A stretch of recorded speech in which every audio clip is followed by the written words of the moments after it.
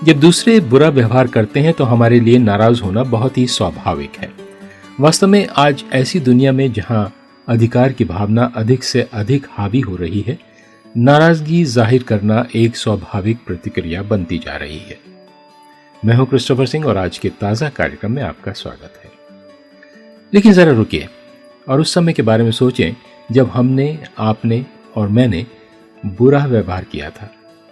किस कारण से हमें ऐसा करना पड़ा? इसके कई कारण हो सकते हैं। हो सकता है कि किसी बात ने अतीत के घाव को चोट पहुंचाई हो। हमारे दिल किसी दुखती रग को छू सकते हैं। शायद कोई घाव, या शायद हम दबाव महसूस कर रहे थे, जैसा कि हम अक्सर करते हैं, इसलिए हम भड़क उठे। या शायद ये सिर्फ इतना है कि हम कमज़ोर लोग हैं जो गलतियां करते हैं। और ये कारण न केवल आप और मुझ पर लागू होते हैं, बल्कि हमारे आसपास के लोगों पर भी लागू होते हैं जो समय समय पर बुरा व्यवहार करते हैं। अब नाराज होने की वो प्रतिक्रिया कम से कम तर्क संगत लग रही है ना? शायद इसका सामना करने के और भी तरीके हैं।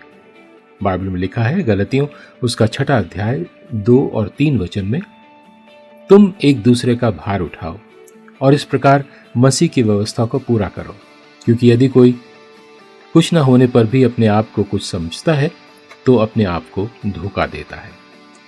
सो हम नाराज हो सकते हैं या फिर इसके बजाय सहानुभूति दिखाकर उनकी परेशानियों, उनकी समस्याओं, उनकी विफलताओं में उनकी मदद कर सकते हैं। देखा जाए तो ज़्यादातर लोग बुरे लोग नहीं हैं। उनका व्यवहार बुरा हमेशा किसी और चीज़ से प्रेरित होता है। बुरी बात तो यह है कि हम स्वयं की गलतियों को भूलकर दूसरों पर उंगली उठाते हैं। किसी ने ठीक कहा है, किसी को नुकसान पहुंचाने के लिए किसी बड़े द्वेष के साथ करने की ज़रूरत नहीं है।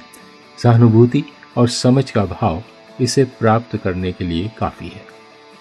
दूसरों की परेशानियों में उनकी मदद करें, क्योंकि यदि कोई कुछ न होने पर भी अपने आप को कुछ समझता है तो वो अपने आप को धोखा देता है। ये परमेश्वर का ताज़ा वचन है आज आपके लिए।